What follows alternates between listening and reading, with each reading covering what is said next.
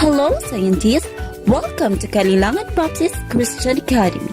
I am Jeros P. Acosta, your science teacher for the school year 2021 to 2022.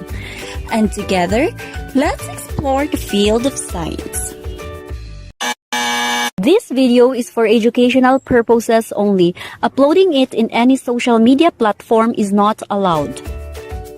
Today, we are going to talk about the introduction to science and technology. But before that, let us have our lesson target first. So, at the end of the lesson, you will be able to, number 1, relate how science and technology affects one's practices and ways of thinking. Number 2, discuss the significant contributions of great men and women in science and technology. Number 3, list the advantages and disadvantages of some technologies that we are using today. And number 4, recognize the importance of science in our lives. Since we are going to talk about science, I want to know what is science in your own perspective. So science is a continuous search for knowledge. According to Albert Einstein, science comes from the Latin word scientia, which means having knowledge. Kaya sa una ka panahon, ang mga tao, ga-believe lang or ga-rely only on their senses kung unsa ang kakahitabo sa ilang palibot. But today, we have complex and sophisticated equipment nga atong magamit in order to obtain information faster and easier. With the tap of our fingers, we can instantly learn about what is happening around us. So science as a product and a process. So dapat na siya product ug naa pud siya process, di ba? Science as a product is ever-changing body of knowledge. So, maglahi-lahi yun na siya kay as time goes on, ang mga tao ga-continue og search about knowledge. So, number 1, an ongoing process of investigating and thinking. So, na ay process of investigation. Number 2, a way of thinking which involves reasoning. So, kinahanglan i-reason out pa na nimo kung unsa ang imuhang gina-investigate. Number 3, a way of investigating which involves questions, observations, experimentations, and predictions. So, dili ka basta-basta makaproduce og product kung dili ka moagi og process. And that is science. Science and superstition. Superstitions are beliefs which are not usually explained by the methods of natural sciences. So, but pasabot mga tuo-tuo gikan sa katigulangan. For example, breaking a mirror brings 7 years of bad luck. So, kung mabuak inyong sa amin, magdala siya og 7 years nga malas. Another example is during New Year, di ba? Kinahanglan magsuot og polka dots nga mga sanina para magdala og daghan nga kwarta. So, it depends upon you kung motuo mo or dili. Unlike science, kani superstitions, wala ni siya nag-undergo og experimentation nga nagpamatuod nga kani tinuod or dili. Let's move on to the branches of science. Science may be classified into 2, the social science and natural science. Social science study the people, culture, and its societies, while natural science, it seeks to understand the natural world and its different processes. So, natural science can be further divided into pure or applied sciences.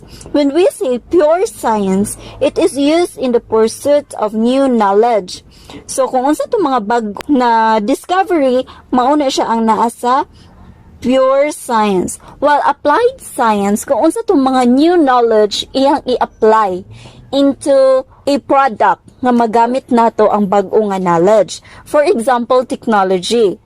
So, pure science classified also into physical and biological sciences. When we say physical sciences, it studies on the non-living things, while biological sciences study about living things. Alright? So here are the branches of physical sciences. We have physics, chemistry, earth sciences, and overlapping sciences. So in physics, we have kinetics, nuclear physics, quantum mechanics, aeronautics, solid-state physics, theoretical physics, thermodynamics, and mechanics. While in chemistry, we have analytical chemistry, or inorganic, nuclear, organic, qualitative, quantitative chemistries. While in earth sciences, we have astrology, geology, hydrology, meteorology, oceanography, seismology, soil science, and volcanology. While in overlapping sciences, we have astrophysics, atmospheric chemistry, geochemistry, physical chemistry, physical geology, and soil chemistry. In biological sciences, we have zoology, botany, physiology, anatomy, histology, cytology, genetics, taxonomy, and agriculture.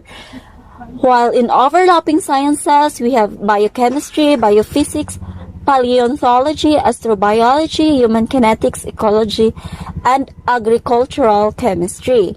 Remember that mathematics serves as an important tool for all these sciences. So without mathematics, dili nato ma-understand ang science because mathematics is the language of science. We have also the technology. It is known as the application of scientific knowledge for practical purposes. So because of technology, mo na siya ang ga-assist sa atoa in our daily lives. Na tayo medicines, gadgets, cars, cell phones, and credit cards, like that. So here are some new inventions of technology. So we have food preservation. Because of new technology, ma-preserve na to ang food nga dugay madaot. We have also the laser. Laser means light amplification by stimulated emission of radiations. For example, na ay daot imong mata, lisod ba kay operahan ang mata kay daghan kay nerves dayon. Humukay siya so we can use the laser para madali ang operations. We have also the CT scan or MRI scanners. CT or CAT means computerized axial tomography and MRI means magnetic resonance imaging. So kung for example, kay dili man nato makita ang internal organ nato, so we can use CT scan or MRI. For example, kung ay nag-blood clot sa atong brain, ma-picturean na siya sa CT scan or MRI scanners para ma-detect kung asa ang blood clot. We have also the selective breeding. For example, in the farmer, unsa nga mga products ang ilang gamiton para mas mudako ang income or ang harvest. Then we have the information and communication technology para makakommunicate ta with each other bisag layo ta, no? Unsa kahapon, since na makatong mga technology magamit nato, of course, there is advantages and disadvantages of this technology. So, depende sa atoa, na sa atoa kung unsaon nato paggamit sa technology into useful things. Okay? So, question is, how do advances in science and technology influence our lives? We have great invention. It is because of the great men and women in the field of science. Ilahang contribution. So we have here Aristotle, assembled materials for an organized encyclopedia.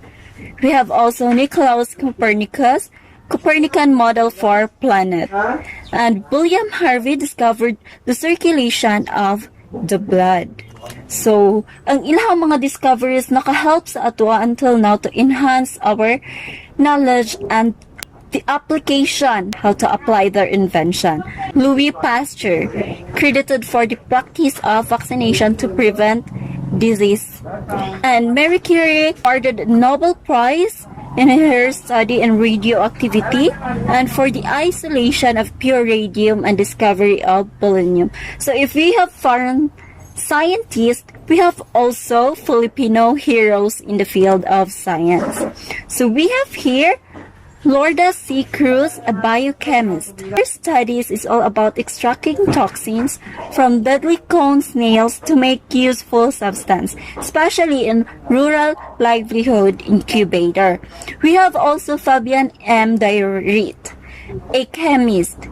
He helps the growth of phytochemistry in the Philippines. So, ga-study sila sa mga herbal nga mga medicine. So, the Lagodi tablets and the syrup isa ni siya sa iyahang mga na-contribute in the field of science. Kauban sa iyang mga grupo, that is why natay lagon di tablet karon. And Maria Corazon A. Diongria, a forensic scientist. So, sila ang, if na ay mga krimen nga kagahitabo, so, they will analyze for forensic application ang mga DNA. So, here are some modern day jobs of the scientist. So we have forensic scientists that will investigate crime by collecting and analyzing physical evidences. Pharmacologists understand how drugs work for a more effective and safer use.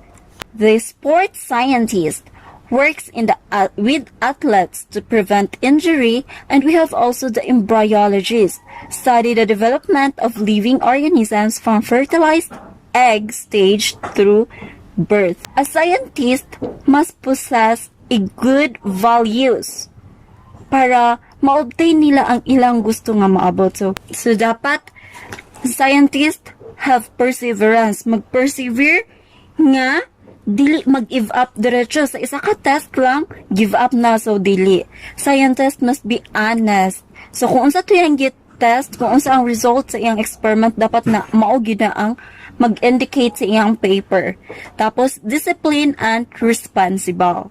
Kung unsa ang ihang gibuhat. Okay? For your activity, I want you to answer these following questions. So, you are going to write your answer in a one whole sheet of paper intermediate. Okay, kay grade 7 naman mo, so inyong gamiton niya papel is katong intermediate.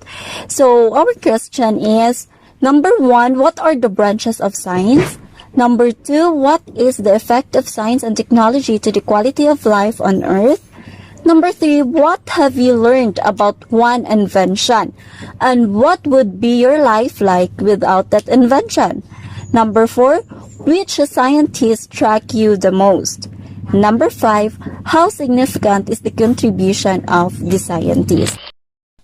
So, at the back of your paper, you are going to answer number 1, what have you learned today? And number 2, what will you do with what you have learned? So, you are going to pass it on September 13, 2021. So, the format of your paper is that you are going to put your name, your section, your subject, and the week of the lesson. Okay? So, if you have any question, you can message me at my messenger account, Giros Acosta, and in my mobile phone, 0997-673-1168.